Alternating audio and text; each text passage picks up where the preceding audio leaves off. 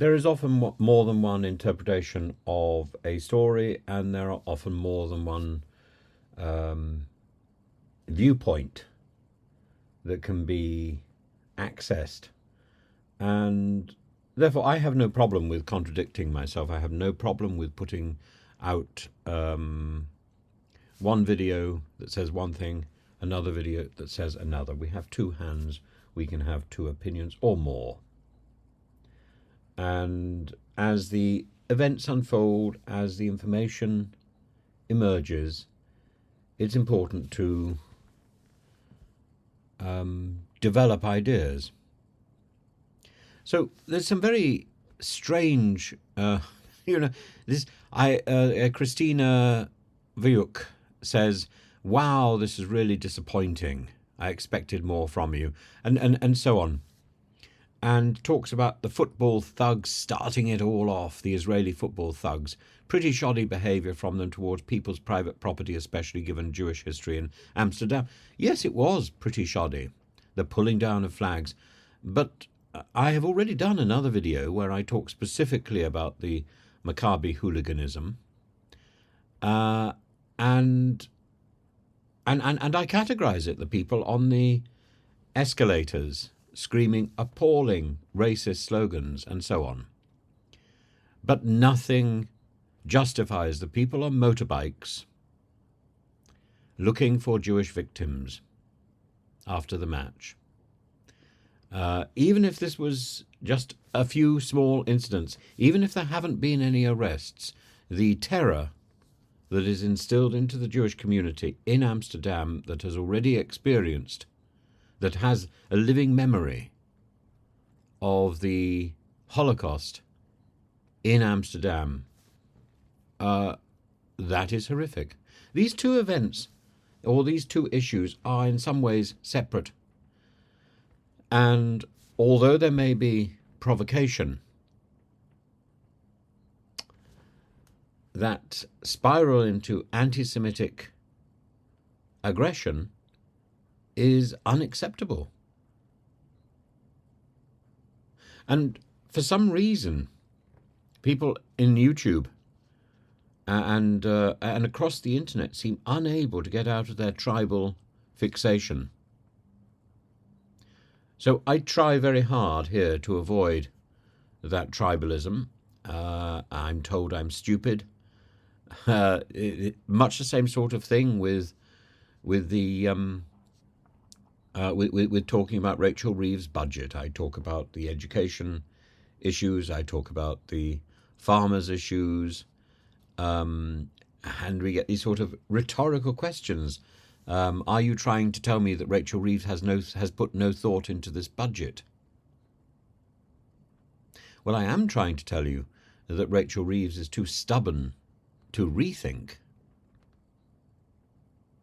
And rethinking is something that we should do all the time. We should be prepared to reconsider our ideas, particularly when new facts emerge.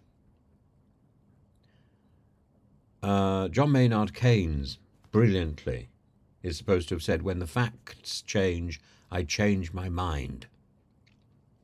And the facts change by the minute. And numbers, yes, if this were written down, I'd give you numbers, but this is not written down. This is a verbal blog, a vlog, or whatever we call it. Numbers don't work in this context. And the sentimental drivel, well, there's sentimental drivel everywhere. What I try and do is provide some sort of coherent analysis, together with a touch of humour, some wry observations. If you want the figures, they are available. And indeed, in fact, in the stuff that I put out on the farmers, I did give you some figures. But I'm not going to, I'm never going to drench this vlog in figures. I am, however, quite keen to restart my own blog, which I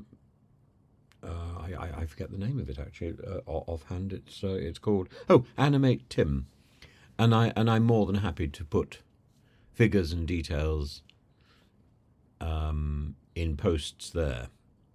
In the same way, I'm also hoping in the next few days to have merchandise, to have mugs available, to have eventually tea towels and maybe T-shirts available. The two things not really to be confused. And I will try and get these things on the site within the next week if all goes well. I'm also hoping to set up a Patreon page where I can post slightly more detailed videos and some background information, as well as some academic videos and academic texts, which may be of help to people who are studying at various levels, GCSE, A-level, university, or indeed much younger. And what I need to know from you is what you want me to cover. I can cover a great variety of subjects. I quite enjoy it. As I've said on one or two of these videos, I think what university is all about is teaching methodology. And the methodology I was taught has given me the great freedom to be able to move from theology, philosophy, language, to history, economics, art, and politics. And I'm really pleased with what I was taught. I was taught how to read 40 books in a week and how to write a comprehensive essay based on that reading and present it with confidence. And by the end of my time at university, I'd pretty well worked out how to do that. It took me a little longer to work out how to write a good essay. And I think there's a simple method. I did an essay. I did a video a long time ago, which still seems to be doing the rounds here, called "How to Write a Good Essay," and it's an approach which I would still defend. Simplicity is a good thing, and if you can get something down to a simple method, then you can add all the fluff afterwards. But essentially, an essay is about answering a question. If the question isn't there, create one. And then answer that question. But hold back. Reassure the reader that you know what you're talking about first, and then go in for the kill and answer your question with your own particular angle. And then draw a very simple conclusion. That is an essay. Now, if you want to expand that into a thesis, it's broadly the same principle. You hold the meat, the crunch, the fun till you have already established that you know what you're talking about. And that knowing what you're talking about is pretty well the first half of your work. The fun, the bit that you are contributing, that changes the way people understand the topic, that comes later.